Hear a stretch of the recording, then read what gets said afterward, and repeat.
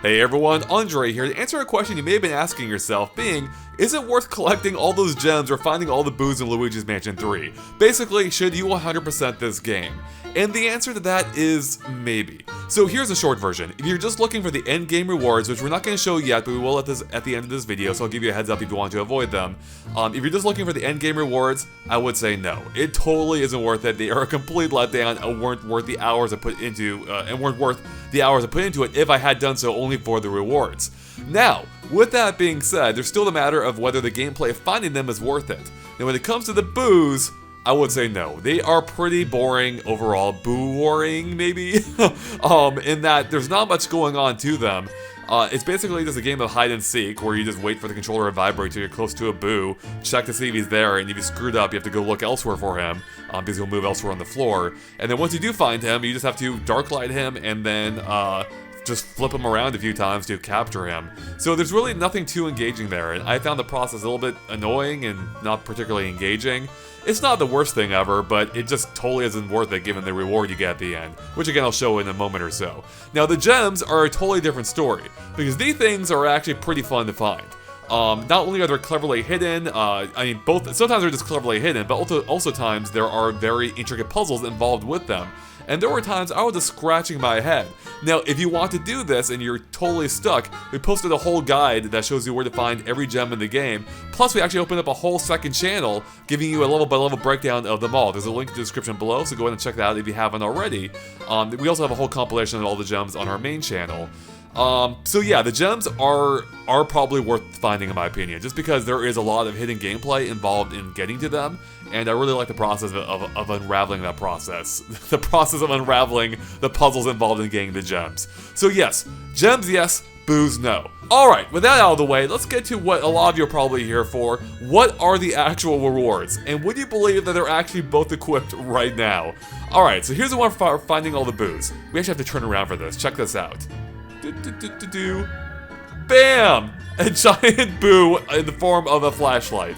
So yeah, it basically just turns the flashlight into, it gives it like a little boo appearance on it, which is kind of, I mean, it's a cute little thing. It's not a major thing by any means, but it is a cute little detail. So yeah, I mean, again, it's totally not worth it. Absolutely not worth the effort in finding all the boos. But as a cute little detail, it's not the worst thing ever. Now the second thing might be, because the reward for finding all the gems is that it changes your plunger from a normal plunger into this. It's like a little sparkly diamond version of it.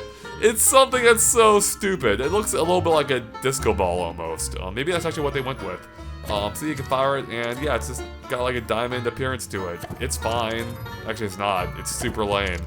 It totally isn't worth it. But yeah, that's it. That's what you get for finding all the gems, which is not worth the effort if you're only doing it for the reward. I can give you guys a better look at these. If we head to the lab, we can actually, this is where you go to equip it. Both of them. So it provides a closer up look at both of these as well, plus the proper titles of them. So here we go. We go to special items, and we can see it's called the Suction Type C. So there's a normal one, there's a special one for finding all the gems, and then here's a flashlight, there's a boo version, it's called Flashlight Type B, maybe for boo, and then there's a standard one, and then again there is boo as well. So the fact that these are B and C makes me wonder if there's possibly any more hidden in the game. The only way there could be is if they're linked to getting like a rank A mansion at the end of the game, based on how much money you find, I think. But yeah, I've seen no other hint of there being anything else otherwise. Oh, one more thing real quick is that you can use these online, at least in the Scare-Scraper mode, so I guess you can get them for bragging rights, but that's about it. So there you guys have it. That is the reward you get for finding everything in the game. Again, I don't think it's really worth it just for the rewards at the end. I don't think it's worth finding the boos at all.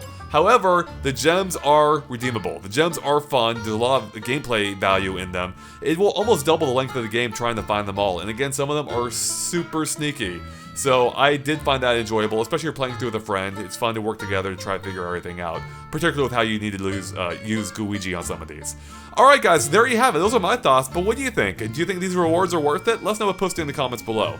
Oh, and make sure to check out our second channel. Again, there's a link in the description below. Please go subscribe over there. We're going to try and build it over time. And the reason we opened that channel was just so that we didn't flood our main feed with a bunch of individual videos. So yeah, check it out if you want help on Luigi's Mansion 3. And with that, we'll catch you later. Bye.